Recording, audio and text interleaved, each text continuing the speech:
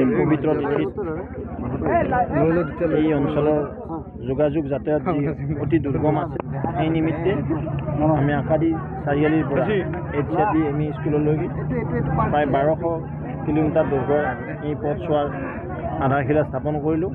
মই মাননীয় মুখ্যমন্ত্ৰী মহোদয়ক ধন্যবাদ জ্ঞাপন কৰিছোঁ। তেখেতৰ বলিষ্ঠ নেতৃত্বত তেখেতৰ একানপতীয়া চেষ্টাত আজি অসমৰ যাতায়াত যোগাযোগ যিদৰে সুগম হৈছে, আজি দুৰ্গম অঞ্চলতো যাতায়াত পাবলৈ সক্ষম হৈছে মাননীয় মুখ্যমন্ত্ৰী মহোদয়ৰ বলিষ্ঠ নেতৃত্বৰ কাৰণে।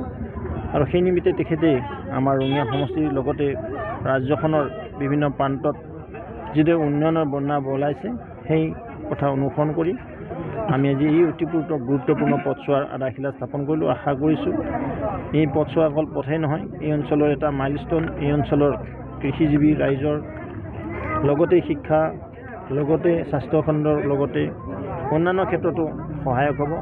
এই দুৰ্গম পথটো সুগম হোৱাৰ আজি দিন মুকলিল।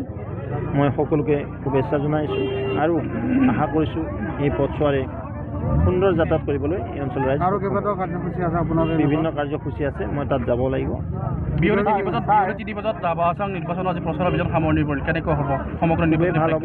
ই আমাৰ মিত্ৰগোষ্ঠী এই নিৰ্বাচন ভাল নহয়, 100% ফলাফল আনিবলৈ সক্ষম হ'ব। ছাৰ পঞ্চায়ত বিটিআৰ আপুনি সভাপতি হৈ থকা কালত বিটিআৰত আপুনি যথেষ্ট গুৰুত্ব দিছিলে। আজি বিটিআৰ আৰু পঞ্চায়ত নিৰ্বাচনৰ ইস্তাৰ, গতিকে এই ক্ষেত্ৰত আপুনি নাই এইবিলাক নাথাকে না, তেতিয়া গঠন হৈ গৈছে আৰু গঠন হৈ গৈছে। এই পবিত্ৰ তিথিত এই অঞ্চলৰ যোগাযোগ যাতায়াত যি অতি দুৰ্গম আছে সেই নিমিত্তে আমি আকাদি চাৰিআলিৰ পৰা HCD ME স্কুললৈকে প্ৰায় 1200 কিলোমিটাৰ দৈৰ্ঘ্যৰ এই পথছোৱাৰ আধাৰশিলা স্থাপন কৰিলোঁ। মই মাননীয় মুখ্যমন্ত্ৰী মহোদয়ক ধন্যবাদ জ্ঞাপন কৰিছোঁ। তেখেতৰ বলিষ্ঠ নেতৃত্বত তেখেতৰ একানপতীয়া চেষ্টাত আজি অসমৰ যাতায়াত যোগাযোগ যিদৰে সুগম হৈছে, আজি দুৰ্গম অঞ্চলতো যাতায়াত পাবলৈ সক্ষম হৈছে মাননীয় মুখ্যমন্ত্ৰী মহোদয়ৰ বলিষ্ঠ নেতৃত্বৰ কাৰণে।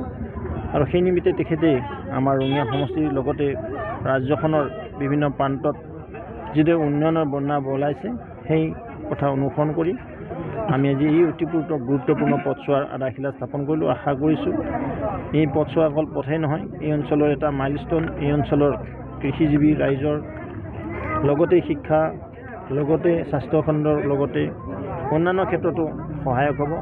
এই দুৰ্গম পথটো সুগম হোৱাৰ আজি দিন মুকলিল। মই সকলোকে শুভেচ্ছা জনাইছোঁ আৰু আশা কৰিছোঁ এই পথছোৱাৰে সুন্দৰ যাতায়াত কৰিবলৈ এই অঞ্চলৰ ৰাইজ। আৰু কেইবাটাও কাৰ্যসূচী আছে আপোনাৰ? বিভিন্ন কাৰ্যসূচী আছে, মই তাত যাব লাগিব। বিয়লি 3 বজাত দাবাচাং নিৰ্বাচন আজি প্ৰচাৰ অভিযান সামৰণি পৰিল, কেনেকৈ হ'ব সমগ্ৰ নিৰ্বাচন? ভাল হ'ব। ই আমাৰ মিত্ৰগোষ্ঠী এই নিৰ্বাচন ভাল নহয়, 100% ফলাফল আনিবলৈ সক্ষম হ'ব। ছাৰ পঞ্চায়ত বিটিআৰ আপুনি সভাপতি হৈ থকা কালত বিটিআৰত আপুনি যথেষ্ট গুৰুত্ব দিছিলে। আজি বিটিআৰ আৰু পঞ্চায়ত নিৰ্বাচনৰ ইস্তাৰ, গতিকে এই ক্ষেত্ৰত আপুনি নাই এইবিলাক নাথাকে না, তেতিয়া গঠন হৈ গৈছে আৰু গঠন হৈ গৈছে।